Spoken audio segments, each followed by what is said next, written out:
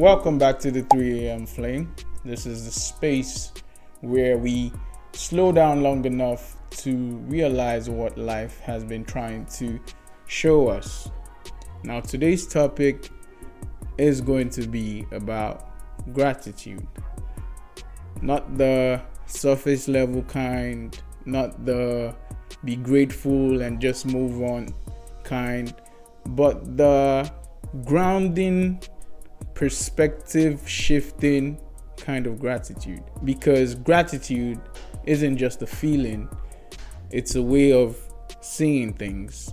Gratitude is not about pretending everything's perfect. Gratitude is not about denying your pain. Gratitude is not about toxic positivity, but rather it is your ability to acknowledge what's present. It's your ability to be present, to be aware, to know who's still standing, who didn't leave, what didn't leave. Gratitude isn't about ignoring what hurts you. It's about recognizing what still holds you. Gratitude isn't just something you feel. It is something you practice. It's a way of life. How do we express gratitude properly? We express gratitude in our thoughts. How grateful are you for everything that's happening in your life right now? The good and the bad. Noticing small wins, celebrating yourself. We express gratitude by how we speak. How do you speak to people? Are you grateful for the little things that they do for you? Do you say thank you? How do you appreciate the people around you? We also express gratitude in our actions. If you're grateful for your job, you show up to that job every day. If you're grateful for the ability to go to the gym, you have limbs and a hand and a leg, you show up in the gym every day. And if you're grateful for the life that you have, you will live it to the fullest. Now, what are some clear examples or scenarios where we could express gratitude? After failure, you see, failure gives you the opportunity to learn, and that is something to be grateful for. Someone loses their job, right? And it feels like, at first it feels like rejection. At first it feels like, oh, where am I gonna get the next money from to pay my bills? But have you ever noticed that in the midst of all that, some part of your body is grateful for the fact that it doesn't have to stand up the next morning to run to work? And so gratitude gives us the opportunity to notice what is truly present.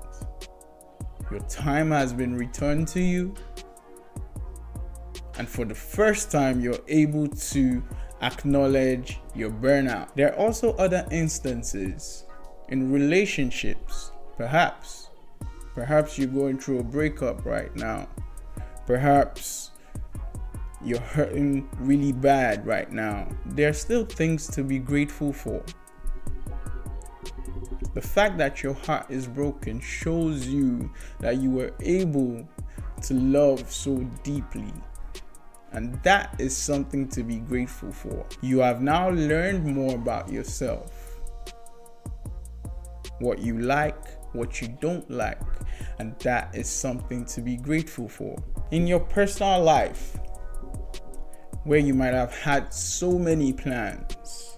By 25, I want to be here. By 30, I want to be here. By 35, I want to be here. I want to have a house and this and that and that. And the third, gratitude not only helps you understand your plan not coming to fruition on time, but it helps you learn patience while waiting for that plan to pull through. It helps you keep yourself grounded long enough not to lose yourself, not to lose sight of your focus. It doesn't erase the frustration. Don't get me wrong. It does not erase the frustration. But gratitude helps you see the bigger picture, and it helps you be grateful. It also helps you acknowledge what's going on right now while waiting anxiously, patiently for that future. Gratitude doesn't change your circumstance.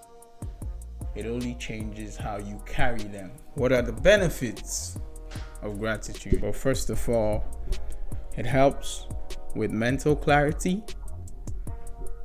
It gives you emotional resilience.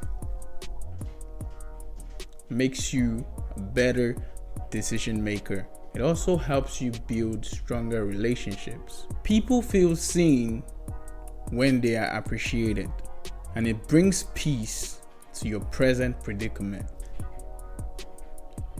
If you're ever in any situation, try listing 3 things you're grateful for in that moment and see how peaceful it becomes. What are the cons of gratitude? Does gratitude have any con? How can something as good as gratitude be bad? Well, in fact, gratitude in itself can be misused sometimes. Sometimes we force gratitude, right?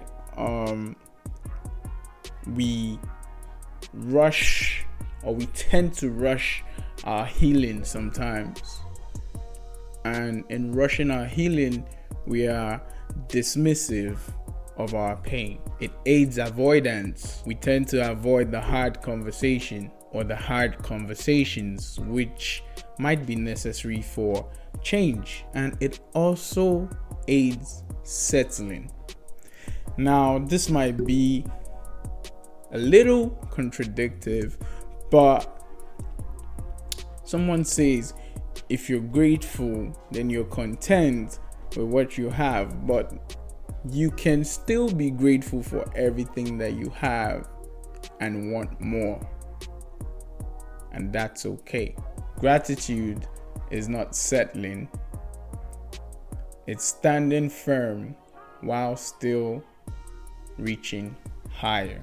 Some people think gratitude is very passive, and it is not. It is actually very powerful because it shifts your posture from what am I missing to what is already there. When you live in gratitude, failure becomes feedback, waiting becomes preparation, and silence becomes clarity. The moment you stop chasing what's missing, you finally notice how much has already been given. Gratitude didn't ask you to ignore the struggle. It asks you to honor the strength it revealed. Gratitude didn't ask you to ignore the struggle.